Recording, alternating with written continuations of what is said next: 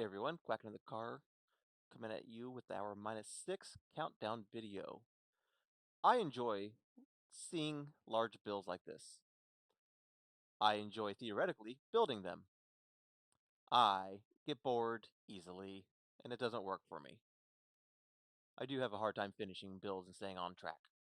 As you can see by the mineshaft, that never quite got completed. As I mentioned, I do enjoy large builds. I think they're pretty neat. I just don't have the attention span to keep up with them. My contribution to this one was working on a storage system for all the items. There are builds, though, that I do finish. I had an idea for a little getaway on the water for an ocean monument. The reason there's cows is the Elder Guardian. Just a fun little project. Nothing too extreme or crazy, just a little bit of playtime. And by the way, it even has a little fishing spot. I also tend to leave chests behind on random builds. In my day-to-day madness, I tend to do a lot of designing and figuring things out just in flat areas, usually with a lot of dirt or sand depending on where I'm at.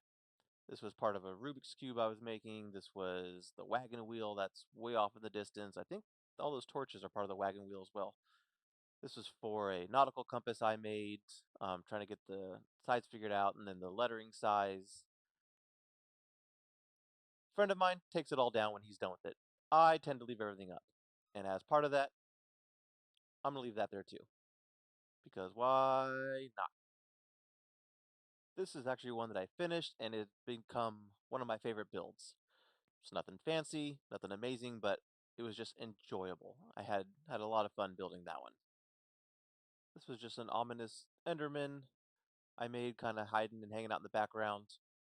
Really fun with that one. I've actually built it twice now. I'll probably build it a third time on the next map. Some things I build and learn they just aren't going to work out. I built this as a way to catch phantoms, have it be a little funnel area where they would fly into, get stuck. But I learned there's a build height, or a height limit rather, as to where phantoms spawn, even though everything I've read says there isn't. That we're not going to talk about because it never got finished. Didn't have a purpose other than I had a lot of materials, which is another way I build at times, is just based off materials that I have in my inventory that are too much. So I didn't know what that was going to become, but we're not going to talk about that right now. Speaking of building because of material resources, there's a giant melon farm that was built just because I had a lot of brown terracotta. This was another one that was built out of a bunch of excess material. Can you guess what kind? This was more or less a Wally build. Wally builds little ramps up to places and just stacks blocks, so that's what I did. Stacked them around and built stairs and walkways up, and that's all it is. And there is another chest down there full of stuff. So what do you guys do with your builds that you're done with or you're just not going to work on anymore? Maybe you tried something out, it didn't work right, you went on to something different.